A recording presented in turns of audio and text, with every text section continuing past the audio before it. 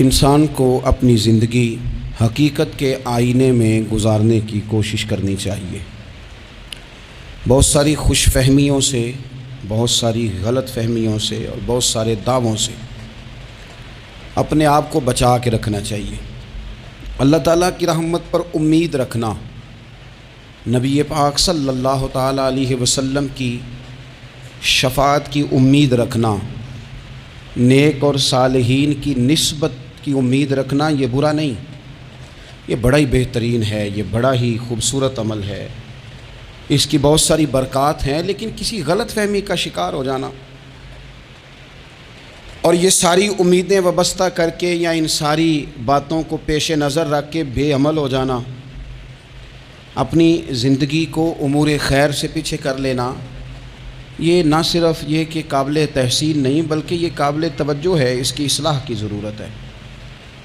قرآن مجید سورہ بقرہ سے جو آیہ کریمہ میں نے تلاوت کی ہے، اس میں اللہ تبارک و تعالیٰ نے اسی بات کا ذکر اہل یہود کے لیے فرمایا ہے۔ یہودی جگہ جگہ قرآن مجید بتاتا ہے کہ کہیں کہتے تھے کہ ہم اللہ کے بیٹے ہیں، معاذ اللہ، اللہ کے بڑے پیارے ہیں، ہمیں تو تھوڑے دنوں کے لیے عذاب ہوگا، بڑی جلدی ہمیں معاف کر دیا جائے گا۔ وہ بڑی لمبی چوڑی خوش فہمیوں کا اظہار کرتے اور بڑے بڑے دعوے کرتے۔ پھر چلتے چلتے انہوں نے ایک اور دعویٰ کر دیا، کہنے لگے کہ آخرت کا گھر تو صرف ہمارے لیے ہے، جنت میں صرف یہودی جائیں گے اور کوئی نہیں جائے گا۔ اللہ تبارک و تعالیٰ نے ان کے اس دعوے کا ذکر فرمایا ہے۔ یہ دیکھیں دعویٰ کتنا بڑا ہے کہ آخرت کا گھر تو صرف ہمارے لیے، فقط ہمارے لیے۔ مسلمان یہ دعویٰ نہیں کرتے۔ نبی پاک صلی اللہ تعالیٰ علیہ وسلم نے جب اس بات کا اظہار کیا ہے تو اس طرح کیا ہے، فرمایا جنتیوں کی 120 صفیں ہوں گی اور 80 میری امت کی ہوں گی۔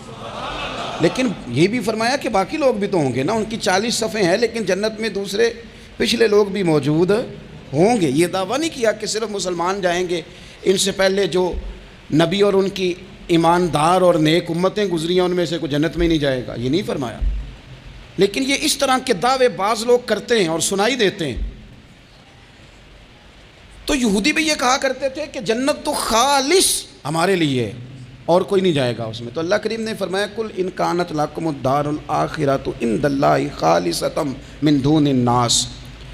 اے محبوب علیہ السلام، آپ ان سے فرما دیں اہل یہود سے کہ اگر آخرت کا گھر اللہ کے نزدیک باقی سب لوگوں کو چھوڑ کے خالص تمہارے لیے ہی ہے، سب کو چھوڑ کے صرف تمہارے لیے ہے آخرت کا گھر، تو فتمنوا الموت، تو پھر جنت میں تو مر کے جانا ہے نا، لہذا موت کی تمنا تو کرو۔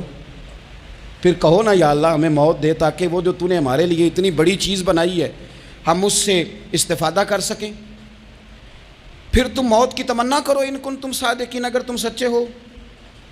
لیکن رب فرماتا ہے وَلَن يَتَمَنَّوْهُ أَبَدًا بِمَا قَدَّمَتْ أَيْدِيهِمْ، یہ کبھی بھی موت کی تمنا نہیں کریں گے، انہیں پتہ ہے جو انہوں نے کمائی کر کے آگے بھیجی ہے۔ یہ موت کی دعوے کریں گے کہ جنت میں صرف ہم ہی جائیں گے، لیکن کبھی بھی موت کی تمنا، یہ کبھی موت کی تمنا نہیں کریں گے، اس لیے کہ انہیں پتہ ہے کہ ہم نے آخرت کے لیے کیا۔ یہ جو بہت سارے لوگ کہتے ہیں نا میری نسبت اور میری بات اور بلے بلے سارا کچھ میں ہی ہوں، تو ان سے کہو پھر سارا پیسہ کوٹھی پہ ہی لگائے جاتے ہو، پھر تو جنت تمہارا انتظار کر رہی ہے، پھر یہاں اتنے خرچے کرنے کی تمہیں کیا مشکل پڑی ہوئی۔ قرآن مجید کہتا ہے یہ کبھی بھی موت کی تمنا نہیں کریں گے، ان کو پتہ ہے جو اعمال انہوں نے کر کے بھیجے ہیں۔ واللہ علیم بالظالمین، اللہ ظالموں کو جانتا ہے، اللہ کو خبر ہے۔ میرے نبی پاک صلی اللہ تعالیٰ علیہ وسلم نے فرمایا اگر یہودی موت کی تمنا کرتے، جب ان سے کہا گیا تھا نا کہ اگر آخرت کا گھر خالص تمہارے لیے ہے تو موت کی تمنا کرو، اگر اس مقام پر وہ موت کی تمنا کرتے تو اسی وقت سارے مر جاتے، ختم ہو جاتا معاملہ۔ اگر تمنا کر لیتے تو تمنا ہی نہیں کریں گے۔ خوش فہمیوں میں مبتلا ہونا، بڑی بڑی باتیں کرنا، بڑے بڑے دعوے کرنا، بڑے بڑے تذکرے کرنا، بڑی بڑی اعلانیہ گفتگو کرنا اور اپنے ہی خیال میں بڑا کچھ بن جانا، یہ سنجیدہ لوگوں کا طریقہ نہیں۔ میں نے کچھ آستانے اپنی آنکھوں سے دیکھے، وہ کہتے ہیں جناب ہمارے حضرت کی نسبت اور حضرت ساتھ بیٹھے مسکرا رہے ہیں، اتنی دیدہ دلیری تو نہیں نہ ہونی چاہیے۔ آپ اپنے سامنے سارا کچھ اپنے آپ کو کہلوا رہے ہیں. شیخ ہلکا ہلکا مسکرا رہے ہیں, ان سے پوچھیں تو کہتے ہیں جی میں تو نہیں انہیں کہتا. تو آپ کہتے نہیں تو منع کیوں نہیں کرتے؟ آپ خوش فہمیوں میں, نعت خواں کھڑا ہوا ہے تو اس نے نسبت کی بات شروع کیا تو اللہ جانے وہ کدھر کا کدھر پہنچ گیا ہے. میں کہتا ہوں کون انکار کر رہا ہے نسبت کے فیض کا؟ کون منکر ہے؟ یہی تو باعث نجات ہے ہمارے لیے, امیدیں. لیکن یہ کہ خوش فہمی میں مبتلا ہو جانا اور اس طرح کے بڑے بڑے دعوے کرنا, اور پھر بہت ساری خوابیں آتی ہیں لوگوں کو, اور خوابوں کی بنیادوں پر بڑا کچھ بنتا ہے. تو میں کہتا ہوں جناب خواب میں تو میں کہہ دوں آپ سے خواب میں کہ میں رات کا صدر بن گیا ہوں تو آپ کو کوئی اعتراض ہے؟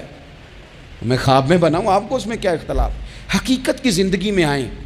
حقیقت کی زندگی میں جتنے لوگ نیک ہیں, پرہیزگار ہیں, دعویٰ ہے غلامی کا, دعویٰ ہے نسبت کا, فلانی شے کا, تو پھر بھئی آپ نے اتنا مال کاہے کو جمع کر لیا ہے؟ پھر یہ کاریں, یہ بنگلے, یہ کوٹھیاں, یہ جائیدادیں, یہ جلسوں کی فیسیں, یہ نعتوں کی فیسیں, یہ کس لیے؟ پھر تو آخرت آپ کے لیے سجی ہوئی ہے, سنوری ہوئی ہے, پھر تو آپ اس طرف توجہ کریں. حقیقت پسندی کا مزاج جب تک قوموں میں نہیں آتا, قومیں اتنی دیر تک اپنی روحانی, اخلاقی اور کردار کی بلندی نہیں حاصل کر پاتی. تو موت کی تمنا, یہاں ایک بات اور سن لیں, شریعت اسلامیہ کے اندر مصیبتوں سے گھبرا کر موت کی تمنا کرنا منع ہے. کوئی شخص کسی مشکل میں ہے, بیماری میں ہے, تکلیف میں ہے, دکھ میں ہے, تو موت کی تمنا کرے کہ اس بیماری سے تو مر جاؤں تو اچھا ہے, تو یہ منع ہے اس کے لیے. ہمارے ہاں کچھ لوگ لا علمی کی بنیاد پر, چھوٹا سا جھگڑا گھر میں ہوا, وہ کہتے ہیں میں تو اللہ سے دعا کرتا ہوں میں اب مار ہی جاؤں. بھائی آپ اتنی سی بات نہیں سہ سکے, اور آپ نے اتنی سی بات پر اتنی بڑی بات کر دی کہ میں اب چلا ہی جاؤں, اور یہ جھگڑوں کے اندر عام لوگ کہہ دیتے ہیں یہ منع ہے. نبی پاک صلی اللہ تعالیٰ علیہ وسلم نے اس سے منع فرمایا, بلکہ مسلم شریف میں فرمایا کہ اگر تم نے کبھی دعا کرنی بھی ہو کسی وقت تو ان لفظوں سے کر سکتے ہو کہ یا اللہ جب تک میرا زندہ رہنا میرے حق میں بہتر ہے, مجھے دنیا میں رکھ, اور جب میرا یہاں سے چلے جانا تیری حکمت کا تقاضا ہے اور میرے حق میں بہتر ہے تو پھر مجھے ایمان کے ساتھ لے جا, پھر تو مجھے لے جا. تمنا موت کی کرنا اور مصیبتوں سے گھبرا کر کرنا, اور بھائی مشکلات میں جینا تو حسن ہے. اصل میں نا جس کی جان تھی نا اس کے نام نہیں نہ لگائی ہم نے کبھی بچوں کے نام لگا دی, کبھی کاروبار کے نام لگا دی, کبھی دوستوں کے نام لگا دی, پھر وہ بے وفا ہوا تو مرنے کو جی چاہا, وہ بے وفا ہوا تو مرنے کو جی چاہا, اس نے تنگ کیا تو مرنے کو جی چاہا. النبی اولیٰ بالمؤمنین من انفسہم, اللہ فرماتے ہیں تم نہیں جان کے مالک, میرا نبی تمہاری جانوں کا مالک ہے. جان پاوے نہ جان میرے محبوبہ, میں تے لگیاں توڑ نبھیساں, رات تیرے وچ رول کے مرساں, تے قدم نہ پچھاں ہٹیساں, شہر تیرے دے ٹکڑے منگساں, تے تیرے کتیاں دے قدم چمیساں. آزم اے جان امانت تیری, تو جدوں منگ سیں میں پیش کرے ساں. یہ تو کسی اور کی ہے, ہماری ہے نہیں. تو بہت سارے لوگ گھبرا کر ہو بڑی تکلیف آ گئی. بھئی آپ جلدی نہ کریں, بالکل جلدی نہ کریں, آپ حوصلہ پیدا کریں. اور جیا تو جاتا ہی مشکل میں ہے. اقبال نے کہا تھا کارِ جہاں دراز ہے اب میرا انتظار کر. یہ زندگی لمبی ہے, یہ مشکلات سے ہو کر کے گزرتی ہے, اس میں مد و جزر رہتا ہے. تو شریعت اسلامیہ میں منع ہے موت کی تمنا کرنا, موت کی خواہش کرنا. بلکہ نبی پاک صلی اللہ تعالیٰ علیہ وسلم نے تو یہاں تک ارشاد فرمایا کہ تم موت کی تمنا نہ کرو, اس لیے کہ اگر تم برے ہو اور زندہ ہو تو ہو سکتا ہے زندگی میں اللہ تمہیں توبہ کی توفیق دے دے, اور اگر تم اچھے ہو تو پھر بھی موت کی تمنا نہ کرو, اس لیے کہ اچھے ہو تو تمہاری اچھائی میں روز برکت ہی ہو رہی ہے, لوگوں کو فائدہ ہی ہو رہا ہے, خیر ہی بٹ رہی ہے. تمنا موت کی کرنا, اور ویسے بھی نہ ہم اپنی مرضی سے یہاں آئے ہیں اور نہ مرضی سے جانے کی کوشش کرنی چاہیے. معاذ اللہ, نہ اپنی مرضی آئے ہیں نہ اپنی مرضی سے کوئی مرنے کی کوشش کرے گا تو خودکشی حرام ہے, اور رب رسول کی مرضی سے مرے گا تو وہ شہادت ہے. وہ اس طرح کی شہادت ہے کہ جس میں کہا مردہ کہنا ہی نہیں, یہ تو زندہ ہے, اس لیے کہ میرے نام پہ مر گیا ہے. تو موت کی تمنا کرنا یا اس طرح کا رویہ منع ہے. البتہ یہ جو یہود کا کام تھا, ان کا جو لہجہ تھا, اللہ فرماتے ہیں یہ تو ہزار سال عمر مانگتی ہیں تو جانا ہی نہیں چاہتے. کچھ لوگ لمبی عمر کے حریص ہوتے ہیں, اس کی وجہ یہ ہوتی ہے کہ آخرت کے لیے کام نہیں کیا, آخرت پر اس طرح کا یقین نہیں, اس طرح کا مزاج نہیں, دنیا داری کا مزاج بن گیا, بہت سارا مال جمع کر لیا, بڑے بنگلے بنائے, اتنی مشکل دنیا داری کٹھی کی, اب چھوڑ کے مر جائیں. لوگوں کا مرنے کو دل ہی نہیں کرتا، کوئی ارادہ ہی نہیں ہے، بالکل نہیں دنیا چھوڑنا چاہتے، محنت سے اکٹھی کی ہے، اتنے لاؤ لشکر بنائے ہیں، اب کیسے چھوڑ جائیں؟ کچھ لوگ ایسے ہیں جنہوں نے گٹھڑی باندھ کے رکھی ہوئی ہے، ان کو زیادہ ویٹ نہیں کرنا پڑتا، اس لیے کہ انہوں نے کوئی سامان بوکی نہیں کرایا، تو جو ہے ہینڈ کیری ہے، اس لیے لوگ انتظار کرتے رہیں گے اور جناب بلال ابچی جنت میں پہنچ بھی جائیں گے۔ ابھی میزان عمل لگا ہوگا لیکن حضرت ابو ذر غفاری جنت میں ٹہلتے ہوئے نظر آ رہے ہوں گے۔ لوگوں نے جمع نہیں نہ کیا، جتنا مال زیادہ اتنی چیکنگ بھی اس کی زیادہ، جتنے بیگ زیادہ ایئرپورٹ پہ اتنا انتظار بھی زیادہ۔ ہینڈ کیری والے کو کوئی مسئلہ اسی کسے دے کچھ بھی نہ لگ دے تے نہ کوئی ساڈا دردی، بھئی مال کا ہے کا تو حساب کا ہے کا۔ مولا علی شیر خدا کرم اللہ تعالی وجہہ الکریم سے کسی نے کہا ہم گنجائشیں تلاش کرتے ہیں نا، اور شریعت کی گنجائش اختیار کرنے میں حرج بھی کوئی نہیں ہوتا، شریعت گنجائش دیتی ہے، مال جائز ہو آپ کو تو آپ اس کو استعمال کریں، بڑا مکان بنائیں، بڑی جائیداد خریدیں، بڑی گاڑی میں سفر کریں، مہنگا موبائل خریدیں، اچھے کپڑے پہنیں، کوئی منع نہیں کرتا۔ لیکن جو حضور کا مزاج ہے، جو سرکار نے اپنے لیے پسند کیا، وہ یہ ہے کہ سویرے روٹی کھانی ہے، شام کو فاقہ کرنا ہے۔ تو حضرت مولا علی شیر خدا کرم اللہ تعالی وجہہ الکریم سے کسی نے کہا کہ چلو جائز پیسے اکٹھے کر لیں، جائز تو جمع کرنا منع نہیں۔ تو حضرت علی کی باتیں بڑی حکمتوں والی تھی نا، تو ایک جملے میں انہوں نے کئی جواب دے دیے، کہنے لگے میاں مال حرام ہو تو عذاب ہوتا ہے، حلال ہو تو حساب ہوتا ہے، لہٰذا ہم دونوں کام ہی نہیں کرتے، نہ ادھر جاتے ہیں نہ ادھر جاتے ہیں۔ جمع کرنے کی حاجت کیا ہے؟ دنیا اتنی سجا لینا، اتنی سوار لینا، بڑا ٹھنڈا اے سی چلتا ہے ہمارے کمروں میں، کھلی آنکھوں سے لوگ بستر سے اٹھ نہیں پاتے، آنکھیں کھل گئی ہیں، الارم بج گیا ہے، لیکن وہ بہت مزے کی پسند کی روٹی رات کھائی تھی، اپنی مرضی کا کھانا کھایا تھا، پیٹ بھر کے کھایا تھا، مرضی کے مشروبات پیے تھے، ٹھنڈے کمرے میں آرام ہے، کھل گئی ہے آنکھ، موٹے الارم نے آواز دیا اٹھو، لیکن یہ غفلت ہے نا، دنیا جمع کر لی ہے نا ساری۔ میں آپ کو صحیح بتاتا ہوں، اگر یہ ساری آسانیاں نہ ہوں، دقتیں ہوں، تو کچھ رات کو ہمیں تھوڑا پسینہ بھی آئے تو بار بار آنکھ کھلے، یہ مچھر کبھی نہ سونے دے تو بار بار آنکھ کھلے، یہ تن آرام پسند نہ ہوں تو کچھ اٹھیں، کچھ رات کو گرمیوں کی چھوٹی راتوں میں بھی تہجد پڑھی جا سکے۔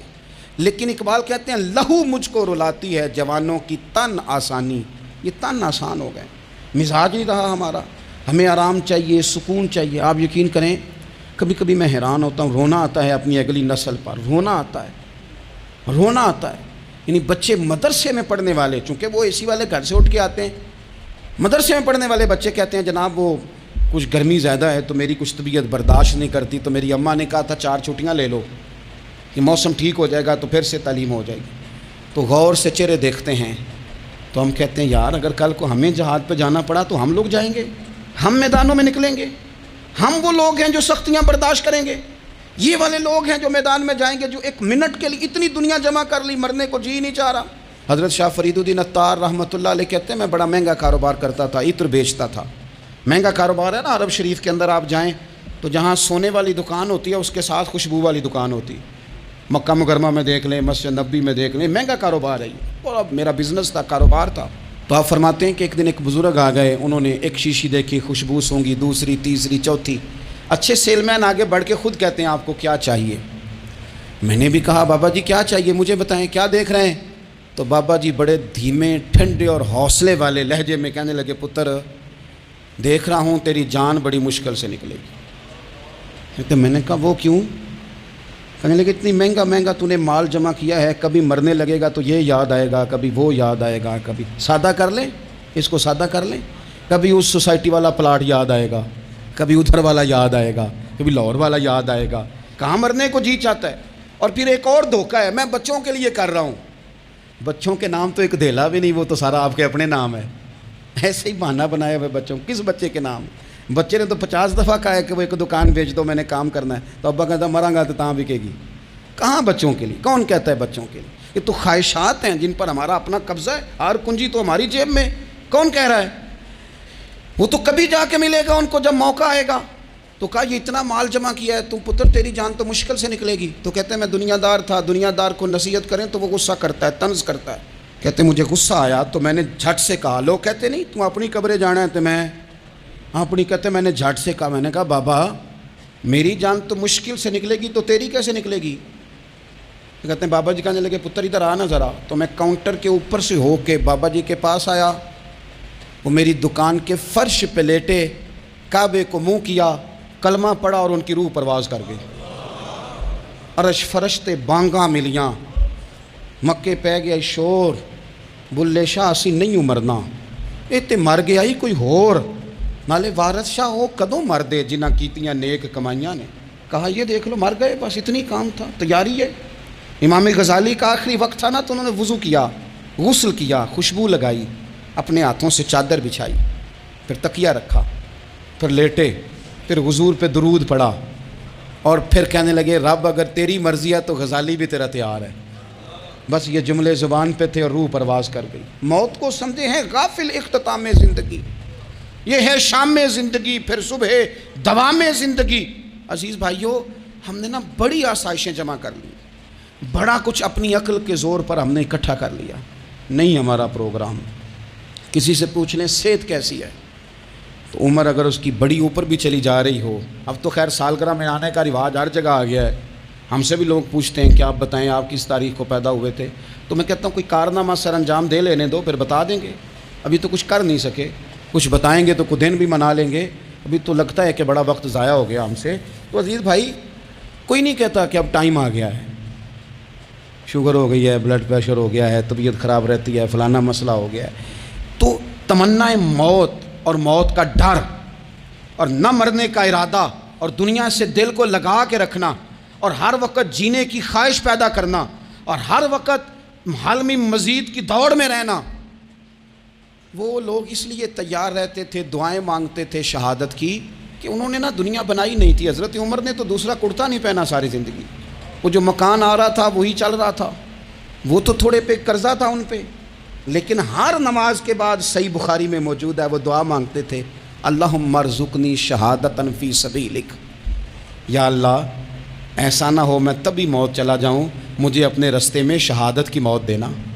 ہر نماز کے بعد دعا مانگی جا رہی، لیکن شہادت والی موت کی نہیں، شہادت والی موت، اللہم ارزقنی شہادتا فی سبیلک۔ اور مالک مدینہ چھوڑنے کو دل نہیں کرتا، یا اللہ شہادت کی موت دینا اور دینا بھی اپنے نبی کے شہر کے اندر، یہیں رہوں، یہیں میرا مدفن بنے۔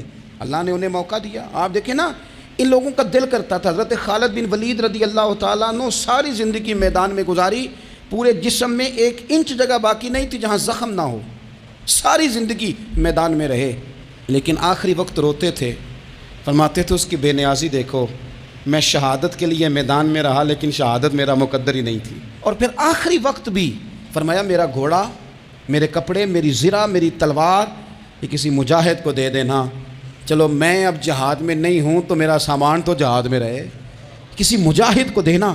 ان لوگوں نے جتنی محنت کی نا مرنے کے بعد کے لیے کی، مرنے کے بعد کے لیے، زندگی کا جو دوسرا پل ہے اس کے لیے کوشش کی، وہاں انہوں نے صدقات جمع کرائے، خیرات جمع کرائے، عبادات جمع کرائیں، حسن اخلاق جمع کرایا، اچھا سلوک جمع کرایا، انہوں نے آخرت کے بینک میں ڈھیروں مال جمع کرایا، وہاں ان کے مکان بک ہوئے، جنت میں ان کے نام کی بڑی بڑی جگہیں اللہ تبارک و تعالیٰ کے فضل سے طے کی گئیں، تو پھر انہیں وہاں جانے میں کوئی دشواری بھی نہیں تھی، انہیں کوئی مشکل نہیں تھی، وہ تیار تھے۔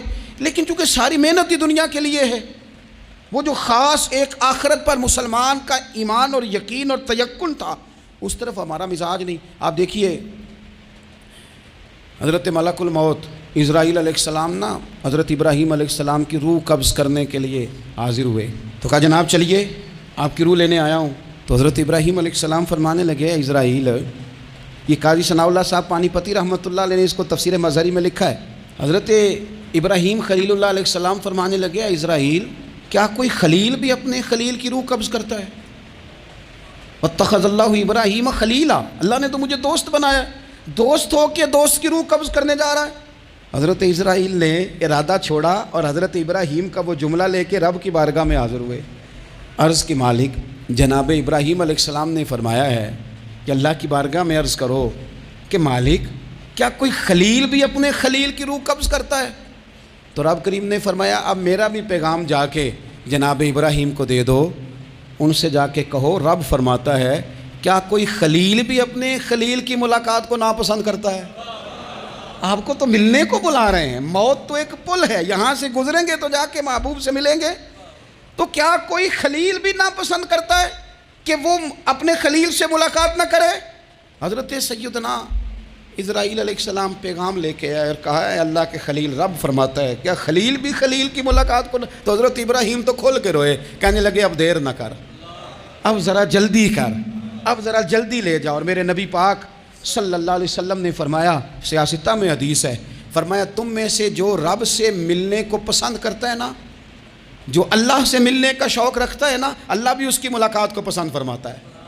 تم میں سے جو رب سے ملنے کا شوق رکھتا ہے، اقبال کیا کہتے ہیں تیرے عشق کی انتہا چاہتا ہوں، تو میری سادگی دیکھ میں کیا چاہتا ہوں، میرا ذرا سا تو دل ہے مگر شوق اتنا، میں وہی لن ترانی سنا چاہتا ہوں، مالک میرا دل کرتا ہے میں تجھ سے کہوں رب آرینی، میں تجھے دیکھنا چاہتا ہوں، اور تو مجھے کہے لن ترانی، تو نہیں دیکھ سکتا، میرا ذرا سا تو دل ہے مگر شوق اتنا، میں بھی وہی لن ترانی سنا چاہتا ہوں۔ پھر خود ہی کہنے لگے او بھری بزم میں راز کی بات کہہ دی، میں بڑا بے ادب ہوں سزا چاہتا ہوں۔ یہ تو سب کو بتانے والی بات ہی نہیں تھی جو میں نے بتا دی، بھری بزم میں راز کی بات کہہ، بڑا بے ادب ہوں سزا چاہتا ہوں۔ نبی کریم علیہ السلام نے فرمایا تم میں سے جو رب کی ملاقات کا شوق رکھتا ہے نا، اللہ بھی اس کی ملاقات کو پسند فرماتا ہے۔ اور فرمایا تم میں سے جس کا رب سے ملنے کا شوق نہیں نا، اللہ بھی اس کی ملاقات کو پسند نہیں فرماتا۔ یہ سیاستہ میں حدیث ہے۔ ایک دفعہ غور کر نہ لیں، فلاں سے ملنے کو بھی جی چاہتا ہے، فلاں علاقہ دیکھنے کو بھی جی چاہتا ہے، فلاں کی ملاقات کو بھی جی چاہتا ہے، کبھی اس کو ملنے کو بھی جی چاہتا ہے جس نے بنایا ہے سارا کچھ، کبھی اس کی صحابہ تو تڑپ کے حضور کی بارگاہ میں آئے تھے نا، وَإِذَا سَأَلَكَ عِبَادِي عَنِّي فَإِنِّي قَرِيبٌ، تڑپ کے کہا تھا یا رسول اللہ صلی اللہ علیہ وسلم سالوں بیت گئے، سجدے کرتے، عبادت کرتے، روزہ رکھتے، حج کرتے، زکوٰۃ دیتے، اب دل کرتا ہے کبھی وہ ملے، کبھی اسے دیکھیں، کبھی یہ حقیقت منتظر نظر آنا لباس مجاز میں، لاکھوں سجدے تڑپ رہے ہیں میری جبین نیاز میں، دل کرتا ہے ملنے کو۔ تو جب صحابہ نے آ کے حضور کی بارگاہ میں یہ عرض کی نا یا رسول اللہ رب سے ملنے کو جی چاہتا ہے، تو اللہ نے فرمایا وَإِذَا سَأَلَكَ عِبَادِي عَنِّي فَإِنِّي قَرِيبٌ، اے محبوب جب میرے بندے آپ کے پاس آ کے میرے بارے میں سوال کریں تو ان سے فرما دو میں تو ان کے قریب ہی ہوں، جب بھی دعا مانگیں گے میں ان کی دعاؤں کو قبول فرماؤں گا، میں قریب ہوں ان کے۔ اپنے دل کے اندر شوق ہو، اللہ رسول کی طرف بڑھنے کا شوق ہو، مسلمان موت سے نہیں ڈرتا۔ لیکن صحیح بخاری اور صحیح مسلم میں حدیث ہے، نبی پاک علیہ الصلوۃ والسلام نے فرمایا آج ایک مسلمان 1000 کافر کو آگے لگا لیتا ہے اور کافر بھاگ جاتا ہے، ایک وقت آئے گا ایک کافر ہوگا اور 1000 مسلمان کو بھگا ڈالے گا۔ یا رسول اللہ کیوں؟ ہمارے پاس اسلحہ نہیں ہوگا، ہمیں لڑنے کا سلیقہ نہیں آئے گا؟ تو نبی پاک علیہ السلام نے فرمایا یہ مسئلہ نہیں، تمہیں وہن ہو جائے گا، وہن۔ یا رسول اللہ یہ وہن کیا ہوتا ہے؟ تو حضور نے فرمایا تمہیں نا زندگی سے پیار ہو جائے گا، تمہیں مرنا برا لگے گا، کراہت آئے گی مرنے سے، تم مرنا نہیں چاہو گے۔ تو جب کسی کو زندگی سے پیار ہو جائے تو پھر وہ بھاگتا ہے، پھر وہ ہر بندے کی ہر بات مانتا ہے چونکہ وہ جینا چاہتا ہے۔ اور کچھ لوگ ایسے ہوتے ہیں، وہ جب بدر میں مسلمان پہنچے نا تو جاسوس بھیجا ابو جہل نے، کہا جاؤ پتہ کر کے آؤ لوگ کتنے ہیں اور ان میں جوان کتنے ہیں، بوڑھے کتنے ہیں اور اسلحہ کتنا ہے۔ جاسوسی اس دور میں بڑی آسان تھی، کوئی مخصوص وردی تو فوجیوں کی ہوتی نہیں تھی۔ تو وہ شخص آ گیا، مسلمانوں کو دیکھ کر واپس گیا، تو جا کے اس نے بدر کے دن ابو جہل سے کہا کہ وہ 313 ہیں اور ان میں بچے بھی ہیں، بوڑھے بھی ہیں اور اسلحہ بھی زیادہ نہیں اور گھوڑے اور اونٹ اور سواریاں بھی تھوڑی ہیں۔ تو ابو جہل بڑا ہنسا اور معاذ اللہ کہنے لگا کیا انہیں ہم سے لڑنا ہے، تھوڑے سے تو لوگ آئیں، اس طرح کرو صبح نا انہیں پشتوں پہ باندھ کے نا گھوڑوں کی تو مکے لے چلتے ہیں، وہاں جا کے دیکھیں گے ان کے ساتھ کیا کرنا ہے۔ تو وہ جاسوس کہنے لگا پوری بات تو سن لے۔ اس نے کہا پوری بات کیا ہے؟ کہنے لگا آئے 313 ہیں پر گھر واپس جانے کا کسی کا بھی ارادہ نہیں، وہ کشتیاں جلا کے آئے ہیں، میں رات وہاں گزار کے آیا ہوں، میں نے بوڑھوں کو بھی شہادت مانگتے دیکھا ہے، میں نے بچوں کو بھی شہادت مانگتے دیکھا ہے، میں نے ایک ایک کے سینے میں مر مٹنے کا جذبہ دیکھا ہے، وہ جینے کی امنگ لے کے نہیں آئے، ہتھیلی پہ رکھ کے آئے ہیں جان، اور ایک ایک شخص شہید ہو کے جانا چاہتا ہے، اور وہ ایک دوسرے کے پیچھے چھپیں گے نہیں۔ یہ جو موت ہے نا، موت یہ تو ایک پل ہے، اس سے گزریں گے، اللہ رسول کے حضور جائیں گے، جنت کی نعمتیں، خدا کی تیار کی ہوئی رحمتیں مسلمان کا آگے بڑھ کے استقبال کریں گے۔ حضرت عمار بن یاسر رضی اللہ تعالیٰ عنہ کو زخم لگ رہا ہے میدان جہاد میں، اور تیز زخم لگ رہا ہے، سخت تکلیف میں. تو ایک شخص نے آ کے پوچھا کیا حال ہے؟ تو آپ فرمانے لگے حال کیا ہونا ہے، تھوڑا سا ٹائم رہ گیا ہے. تو بندہ پریشان ہو گیا، اس نے کہا کس بات میں؟ فرمانے لگے تھوڑا سا ٹائم رہ گیا ہے، بس میں نبی پاک سے ملنے والا ہوں اور حضور کے صحابہ سے ملنے والا ہوں. حضرت عمار بن یاسر رضی اللہ تعالیٰ عنہ کہنے لگے تھوڑا سا ٹائم رہ گیا، تھوڑا سا. مرنا ہر کوئی آکھے تے میں بھی آکھاں مرنا، تے جس مرنے تھی خوشبو نہ آوے او مرنا کی مرنا، تے جس مرنے وچ سونا راضی اس مرنے تو کی ڈرنا. ایک گل رکھنا یاد کہ میرا جس دن ہووے مرنا، سب کچھ کرنا، سب کچھ کر کے میرا منہ روزے ول کرنا، شاید میرا آقا آوے میں دیدار حضور دا کرنا. فرمایا کہ وہ تو بالکل قریب آ گیا ٹائم. حضرت سیدنا بلال حبشی رضی اللہ تعالیٰ عنہ آخری وقت ہے. لوگ بڑا اس کا منظر جب بیان کرتے ہیں تو خوفناک بیان کرتے ہیں، اس طرح کا لہجہ اختیار کرتے ہیں کہ بات سن کے بندہ کانپ جائے. سیدنا بلال حبشی رضی اللہ تعالیٰ عنہ بالکل آخری وقت ہے، جانے کا ٹائم. تو حضرت بلال کی اہلیہ قریب بیٹھی ہیں تو کہنے لگی بڑے غم کا موقع آ گیا، غموں کی رات شروع ہو گئی، حالات میرے لیے مشکل آ گئے. آپ نے فرمایا کیا ہوا؟ کہنے لگی آپ جا رہے ہیں. تو حضرت بلال کہنے لگے یہ غم کا موقع نہیں، یہ تو خوشی کا موقع ہے. میں جاؤں گا تو حضور سے ملوں گا نا، جاؤں گا تو نبی پاک سے ملاقات ہوگی، یہ تو میرا ملاقات کا وقت آیا. تو اپنی زندگی کے اندر انسان کچھ اپنی آخرت کے لیے کرے، کچھ زاد راہ جمع کرے، کچھ وہ تیاری کرے، کچھ اس کے پاس ایسے اعمال ہوں جس کی بنیاد پر اس کا رب رسول کی بارگاہ میں حاضری کو جی چاہے.